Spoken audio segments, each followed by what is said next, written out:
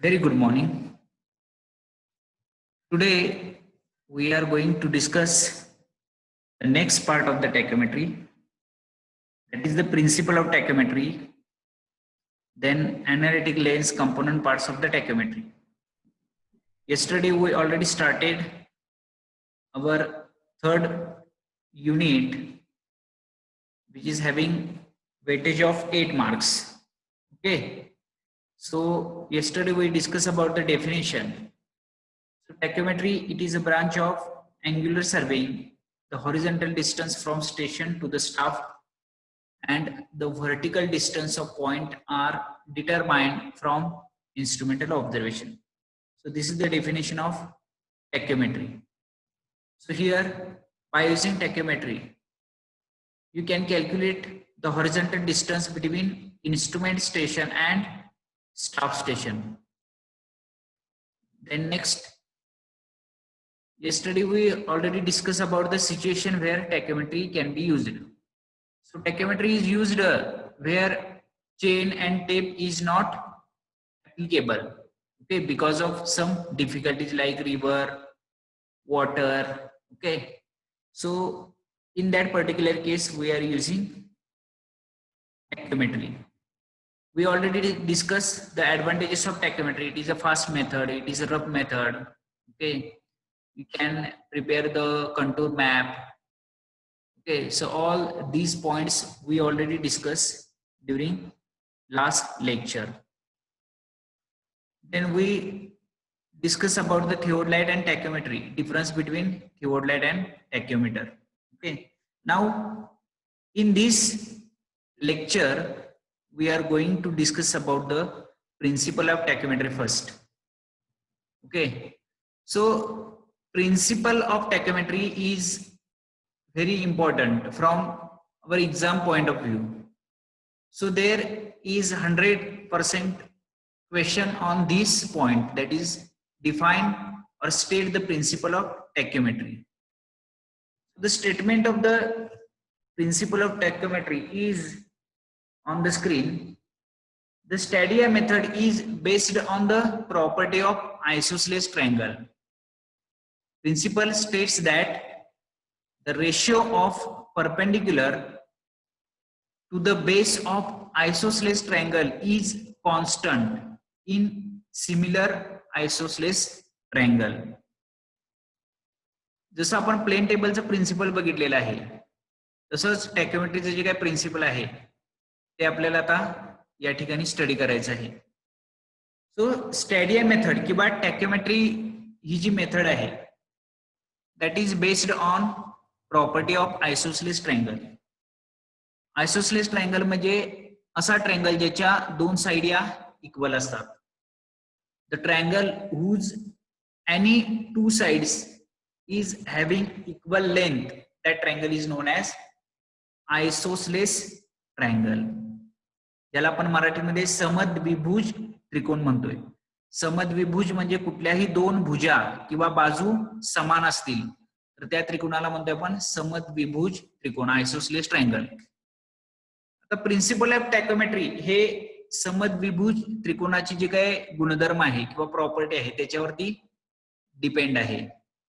So principle states that the ratio of perpendicular to the base of isosceles triangle is constant.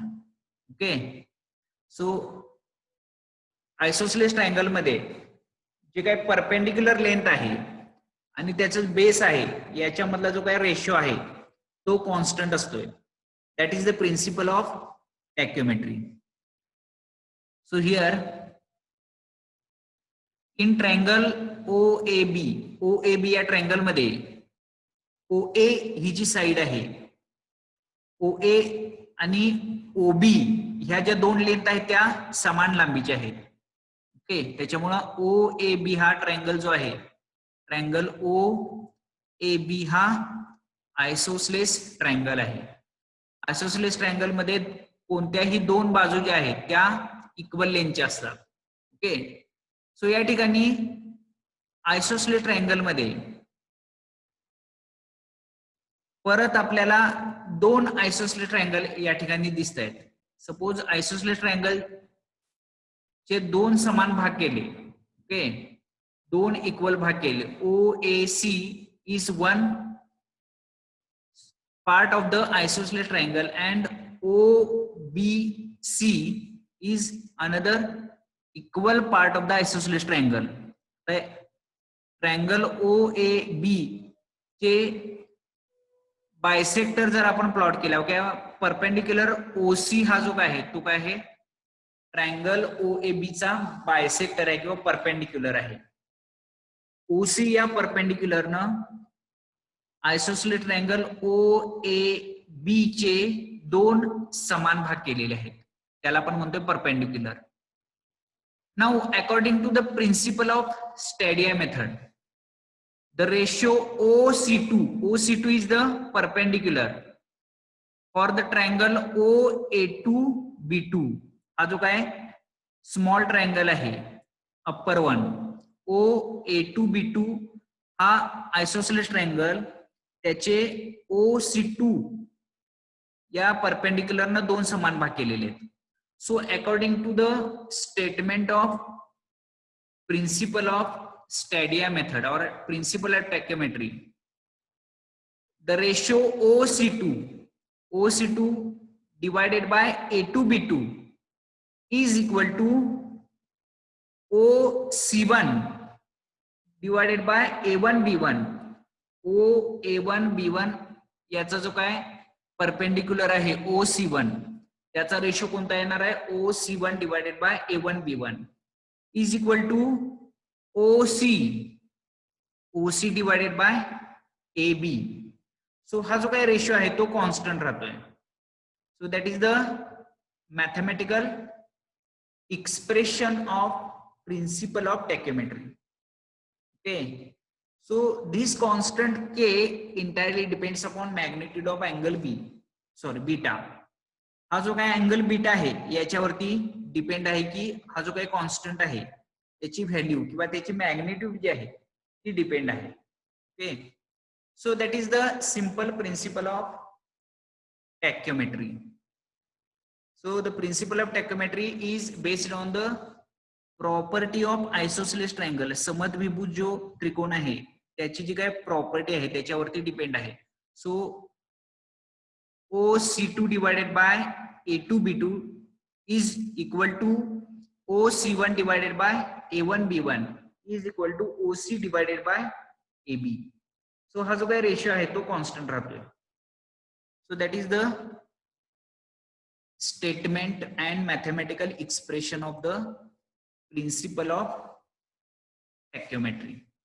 हे जे principal आहे ते 4 मार्काला विचारलं जाते. सगळ्यात महत्वाचा जो क्वेश्चन आहे या टॉपिक मधला 4 मार्काला विचारला जाणारा क्वेश्चन, 100% एक्झाम मध्ये हा क्वेश्चन विचारला जातो. Define the principle of tacheometry. त्यावेळेला तुम्हाला हे स्टेटमेंट लिहिता आलं पाहिजे आणि फिगर ड्रॉ करून हे जे काय मॅथमॅटिकल एक्सप्रेशन आहे OC2 divided by A2B2 is equal to OC1 divided by A1B1 is equal to OC divided by AB हे लिहिता आलं पाहिजे. Okay, so that is the principle of tacheometry. आता या ठिकाणी जो काही कॉन्स्टंट आहे त्या कॉन्स्टंटचा या ठिकाणी उल्लेख आलेला आहे. Okay, so now our next point of discussion will be the formula to calculate distance by using tachymeter. टॅक्योमीटरचा वापर करून फॉर्म्युला जो आहे डिस्टन्स कसा कॅल्क्युलेट करायचा हा फॉर्म्युला आपण आता शिकणार आहे.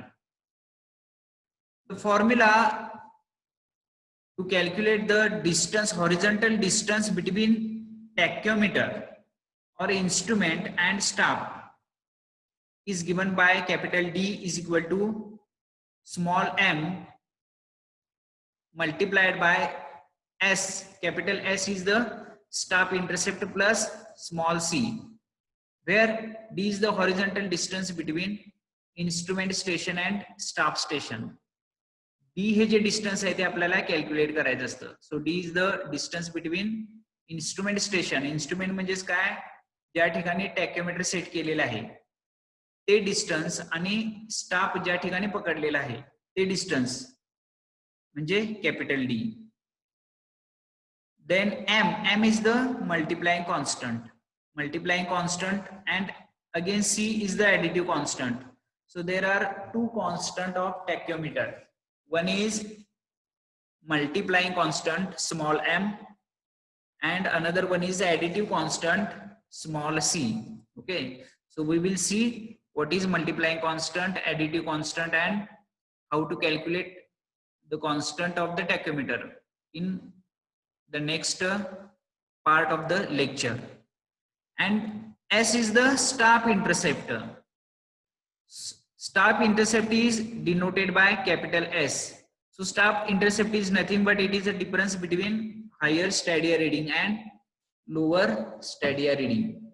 जे दोन स्टॅडिया रिडिंग आहेत टॅक्योमेट्री मध्ये आपल्याला 3 रिडिंग घ्यावे लागतात. पहिलं जे रिडिंग असतं ते हायर स्टॅडिया रिडिंग असतं.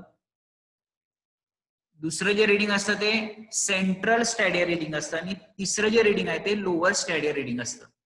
सो स्टाफ इंटरसेप्ट कसा काढायचा तर it is a difference between higher and lower stadia reading. So maximum जे स्टॅडिया रिडिंग आहे आणि मिनिमम स्टॅडिया रिडिंग याच्यामधला जो काही डिफरन्स आहे त्या दोन रिडिंग मधला जो डिफरन्स आहे higher and lower that will gives the value of the staff intercept capital S. Okay, so that is the simple formula to calculate horizontal distance between tachymeter and staff. Okay, by using this formula capital D is equal to M into S plus C, you can able to calculate the horizontal distance D. Okay, so we will see during numerical part of this topic how to calculate the distance D from staff intercept and given stadia constant. Okay, now here there is the two constant. One is the multiplying constant and another one is the additive constant. So we will discuss that constant of tachymeter. So basically tachymetry is based on two constant. So first one is the multiplying constant and another one is the additive constant, which is denoted by small m and small c. So let's discuss about the multiplying constant first. So the multiplying constant m is nothing but the ratio of f to the I. So what is f? F is the focal length. So multiplying constant m हा म्हणजे ratio focal length of the lens to the stadia intercept I याच्यामधला जो काही ratio आहे त्याला म्हणतोय आपण multiplying constant. So m is equal to small f. Small f is the focal length of the lens. Focal length तुम्ही शिकलेला आहे फिजिक्स मध्ये. ऑप्टिकल जो काय पार्ट आहे ऑप्टिक्स मध्ये फोकल लेंथचा उल्लेख आलेला आहे. So focal length is denoted by small f divided by I. Small I is the stadia intercept. Okay, generally the value of this multiplying constant m is given in the example. So if the value of multiplying constant is not given in the example, then assume that value as 100. The value of multiplying constant is generally 100. Okay, so ज्या वेळेला example दिलं जाईल त्यावेळेला small m जो multiplying constant आहे त्याची value तुम्हाला दिली जाईल. जर व्हॅल्यू दिली असेल तर ती व्हॅल्यू घ्यायची. सपोज व्हॅल्यू दिलेली नाही आहे तर तुम्ही काय करायचं आहे ऍझ्युम करायचं आहे. Assume the value of multiplying constant small m is equal to 100. त्याच्यावरून ते तुम्ही एक्झाम्पल सॉल्व्ह करायचं आहे. Okay, so that is the first constant multiplying constant. Multiplying constant is denoted by small m, which is equal to the ratio of f divided by I. F is the focal length and I is the stadia intercept. Okay, now the next constant is known as additive constant. it is denoted by small c. Okay, so additive constant is given by the formula C is equal to F plus D, where F is the focal length of the lens and D is the horizontal distance between instrumental axis and objective. Okay, so F म्हणजे काय तर focal length, जे काय lens वापरलेला आहे त्या थिओडलाइट मध्ये किंवा टॅक्योमीटर मध्ये जी काय लेन्स वापरलेली आहे त्या लेन्सची फोकल लेंथ किती आहे, लेन्सची फोकल लेंथ ही ठरलेली असते. ओके, सो ती जी काय फोकल लेंथ आहे ती फोकल लेंथ म्हणजेच काय एफ आणि डी म्हणजेच काय horizontal distance between instrumental axis. तो जे काही थिओडलाइट आहे त्याचा जो काही व्हर्टिकल ऍक्सिस आहे किंवा सेंटर आहे त्याच्यापासून जे ऑब्जेक्टिव्ह आहे, ऑब्जेक्टिव्ह ते अंतर जे आहे फोकल लेंथ म्हणजे इन्स्ट्रुमेंटचा सेंटर ज्याला आपण म्हणतोय ऍक्सिस ऑफ इन्स्ट्रुमेंट आणि ऑब्जेक्टिव्ह याच्यामधलं जे काही लिनियर डिस्टन्स आहे त्याला म्हणतोय आपण D. Okay, so that value is given by the manufacturer of the instrument. Okay, F and D is given to you in the example. Okay, the value of additive constant varies from 0.15 meter to 0.60 meter. So 0.15 metre पासून ते 0.60 metre पर्यंत ची जी value आहे ती value small C जो आहे additive constant ती consider करायची आहे. सिमिलरली जर ऍडिटिव्ह कॉन्स्टंटची व्हॅल्यू दिली नसेल तर ती तुम्ही ऍझ्युम करायची आहे 0.15 ते 0.60 मध्ये कोणतीही व्हॅल्यू तुम्ही घेऊ शकताय. ओके, जर दिली असेल तर ती व्हॅल्यू घ्यायची आणि जे काही एक्झाम्पल आहे ते त्या व्हॅल्यू न सॉल्व्ह करायचं आहे. Okay, so that is all about the constant of tachymeter. Okay, so that point is very important, constant of tachymeter. Now we will see what is the objective of tachymetry. Tachymetry चा objective काय आहे ते आपण थोडक्यात बघणार आहे. Tachymetry is used for the preparation of contour map or plans. Advantages मध्ये आपण बघितलेले आहे पहिल्या लेक्चर मध्ये. सो टॅक्योमेट्री चा वापर करून आपण कंटूर मॅप तयार करू शकतोय. ओके, सो कंटूर मॅप तयार करण्यासाठी किंवा त्या एरियाचा कंटूर प्लॅन तयार करण्यासाठी टॅक्योमेट्रीचा वापर केला जातो. त्याच्यानंतर tacheometry is used in hydrographic survey. So hydrographic survey म्हणजे अंडर वॉटर जे काय सर्वे वर्क केलं जात आहे. हायड्रो म्हणजे वॉटर, तुम्ही हायड्रॉलिक शिकताय, हायड्रॉलिक्स मध्ये फक्त पाण्याचा अभ्यास केला जातो, पाण्याचं प्रेशर किती आहे, पाण्याची इंटेन्सिटी काय आहे, युनिट वेट काय आहे ते तुम्ही हायड्रोलिक्स मध्ये शिकलेलं आहे. सो हायड्रोग्राफिक म्हणजेच काय, hydrographic survey is a kind of survey which is carried out inside water. Suppose आपल्याला अंडर वॉटर कॉन्क्रिटिंग करायचं आहे किंवा आपल्याला पाईल किंवा अंडर वॉटर आपल्याला कॉलम कन्स्ट्रक्ट करावे लागतात.